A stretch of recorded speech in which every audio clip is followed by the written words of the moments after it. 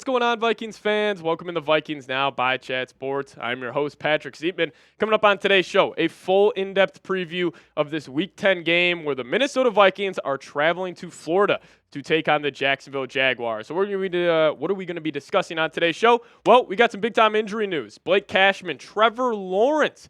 Could they be playing this weekend? We'll tell you guys about that. And then what have the Jacksonville Jaguars been doing this season? Where do they rank offensively, defensively? We'll get to that. And also keys to victory, what the Vikings need to do to get a win in Jacksonville. And then I'll give you guys my score prediction, as I think this could possibly be a blowout for our Minnesota Vikings. But hey, if you guys want the Vikings to beat the Jaguars this weekend, hit that thumbs up icon. I put the goal on today's show as 1,000 likes. I expect you guys to knock that out of the park. So if you guys could, hit that thumbs up button. Show some love here on the channel if you guys want the Vikes to beat the Jags this weekend.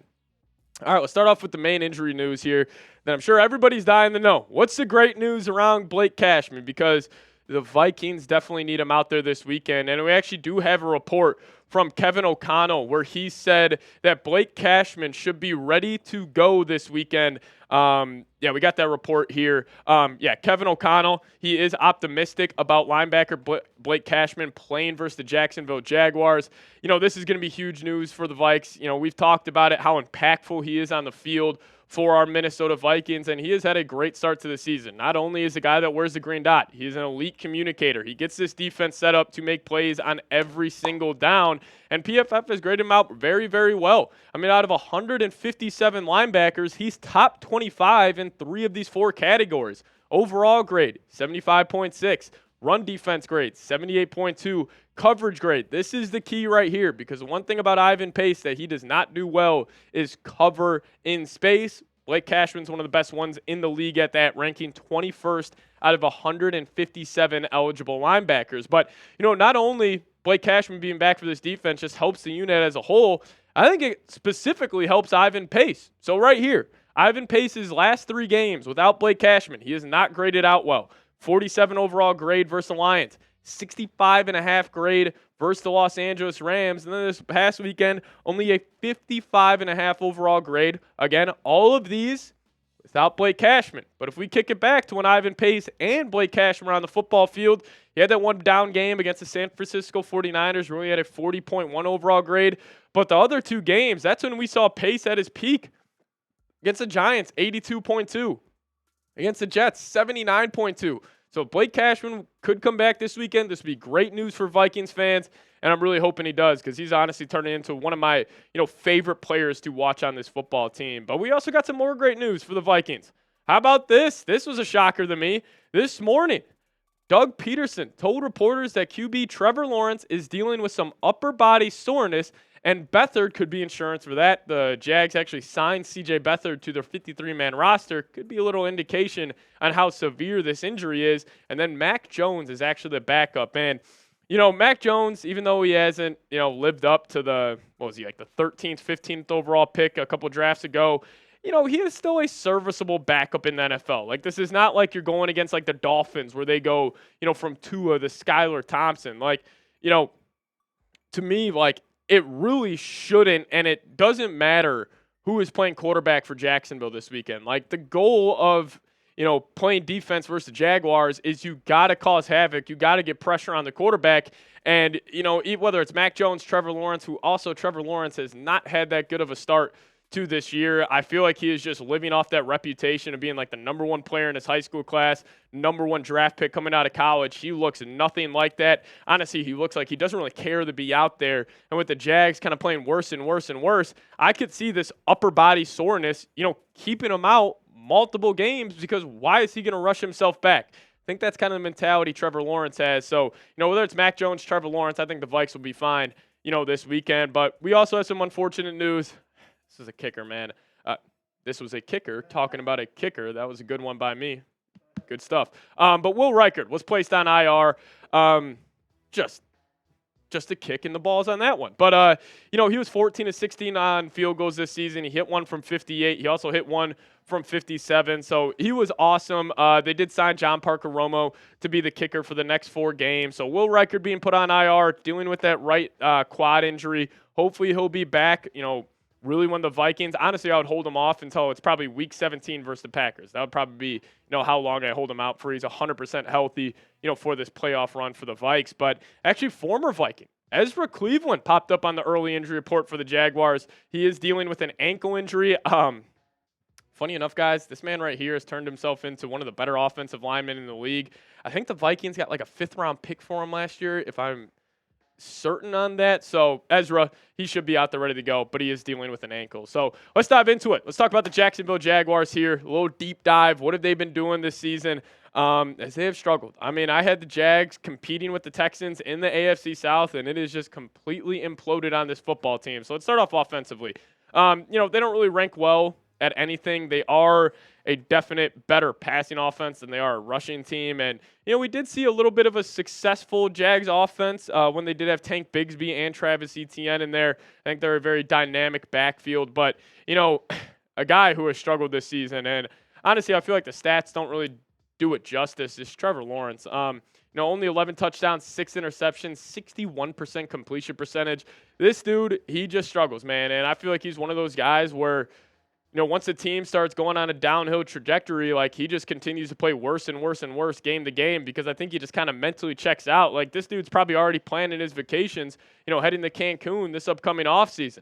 I just don't really think he cares. So whether it's T-Law or Mac Jones, Vikings should be successful. But no matter who's in at quarterback, you got to contain this guy. Brian Thomas Jr., he is one of the best rookie wide receivers we have seen over the last couple of years. He's off to a hot start, already almost 600 yards in only 8 games played for him. He is a deep threat with the football. He can get behind you. He is a freak athlete. So he is my one concern about this team. And then also, they got some good running backs, man. Tank Bigsby and Travis Etienne. They are a dynamic duo. And, we saw the Vikes struggle with Gibbs and Montgomery. And, these guys aren't nearly as explosive as those two are, but they can definitely be effective on the ground. They're starting to lean more into Tank Bigsby over the last couple of weeks, so expect him to get a whole lot of run this weekend. But defensively for the Jags, this is brutal right here. I'm pretty sure Ed Donatell's calling plays for the Jags defense this year, but, obviously kidding on that one. But they're ranking, damn near 31st in every statistical category,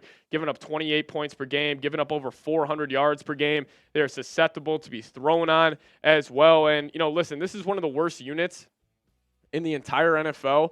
Like, I really do think an offensive masterclass could be coming for the Vikes, and I think every weapon should eat on Sunday. Like, every player prop that's available for Jefferson, Addison, Hockenson, Aaron Jones, you should take them all, because weapons have killed this Jags defense throughout the past. And, they just don't have the corners. They don't have the linebackers to just win one-on-one matchups. So really this is going to come down to Sam Darnold and Kevin O'Connell. If they're good enough this weekend, the Vikings should easily score 30+. But, hey, if you guys want the Vikes to score 30+ this Sunday, just give me a skull down below in the comments section. Get rowdy down there for me. Get the good vibes going. So if you guys want the Vikes to score 30+ this Sunday, just give me a skull down below.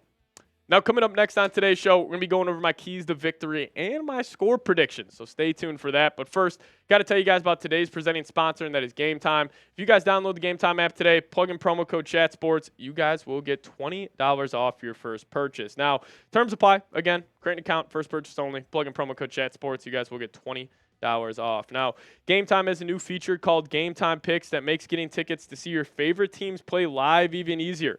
GameTime Picks filters out the fluff to show you only incredible deals on great seats, so you don't have to waste time searching through thousands of tickets. GameTime is the #1 way to get any ticket to any concert, sporting event, whatever it may be. Even though the Vikings are on the road for the next 3 weeks, if you guys want to go check them out when the Cardinals and Falcons come to town, and actually the Bears, GameTime is the best way to do so. They also got views from your seat feature, which gets you a panoramic view from your seat in the app before you even buy. So take the guesswork out of buying tickets with GameTime. Download the GameTime app today. Create an account. Use code ChatSports for $20 off your first purchase. Terms apply. Again, create an account. Redeem code CHATSPORTS for $20 off. Download GameTime today. What time is it? It is game time. So key to victory #1 for me, and this might be #1 every single week until this man has over 100 yards in a game. It's got to be free Jordan Addison, because we started to see it last week, him really starting to get comfortable, him really starting to get going. And, he did find the end zone last week on that unbelievable one-handed catch. But, his numbers on the year, like, they got to be better. Like, this should be around 500 yards, 4 touchdowns. And honestly, if Sam Darnold would look his way more than he has, like, he probably would be at those numbers. So Jordan Addison, number 1 for me, free 3, get him the football, get him more involved in this offense, because if you go to Jacksonville and you lose and he doesn't do a whole lot, I guarantee you we might see another free 3 Instagram post, coming our way next week. But number 2 for me, it should be a coaching masterclass by the Minnesota Vikings. Kevin O'Connell, Brian Flores, they have to out-scheme them. And, I was just talking about it. Like, the Vikings are going to have the weapons on the outside. They should win every one-on-one opportunity, whether it's Jefferson, Addison, Hockenson, Aaron Jones. Like, the weapons should be in full effect. Like, Kevin O'Connell's got to get them open. Then Brian Flores, just do what you did last week. I mean, you were awesome against the Indianapolis Colts. You didn't allow them to get in the red zone one single time. So I expect the same, to come to fruition this weekend. And, we already kind of talked about it, but you got to limit Brian Thomas Jr. Like, the Vikings lose this game if Brian Thomas Jr. has, like, multiple 30-yard chunk plays where he is just, maybe he turns like a 10-yard in route, he breaks tackle, he gets up the sideline for like 50 yards. He has that pop. He has that playmaker ability. And you see where he went to college? He went to LSU. There is just something in the water down there, like Malik Neighbors, Brian Thomas, Jamar Chase, our very own Justin Jefferson. It is truly, truly staggering how good LSU has been producing NFL caliber wide receivers. And speaking about NFL caliber LSU wide receivers, the 18 effect. And this week I'm going to focus in on one thing, because Jefferson has been awesome this season. He's leading the league in receiving yards, and he's only played 8 games. And actually, Jamar Chase and Garrett Wilson have both played 9. So this right here, I guarantee you Jefferson's going to be number 1 at the end of the season. But I'm not saying I don't want to get Jefferson the ball this weekend. But if there was a weekend where he just kind of takes the game off, he kind of is more used as a decoy, and you let the other guys eat, I think this would be it. So even if Jefferson, if he only goes for like 42 yards, 6 catches or whatever it may be, like, we will feel his impact out there. So the 18 effect, if he's one-on-one, of course, throw him the football. But if he's not, let these other guys eat, specifically, Jordan Addison. But number 5 for me, the Vikings lose this game if they turn the ball over and pre-snap penalties come back to bite them in the tail. So last week, the Vikings had 0 pre-snap penalties.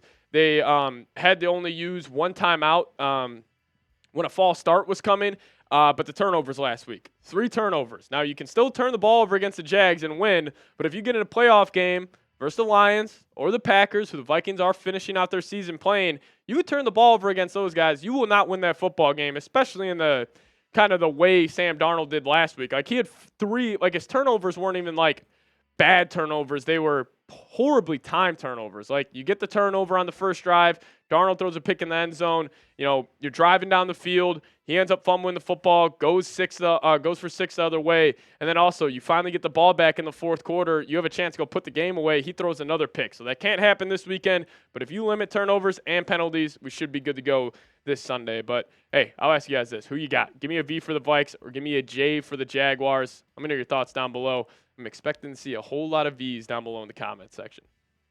Now, I got the Vikings in a blowout this weekend. I think it's going to come our way. I'm going to have them winning 37-13. I just think this is a complete mismatch on both sides of the field. And if the Vikings just do what they're supposed to do, this should be a big-time victory. So I'm going 37-13. And also, you guys want to give me a follow on Twitter. Just crossed over 1,000 followers, so shout out to you guys on that one. Handle is at Pat Sieps. But give me a follow over there, and I'll give you guys a follow right back. We'll see you guys next time. As always, let's go Vikes.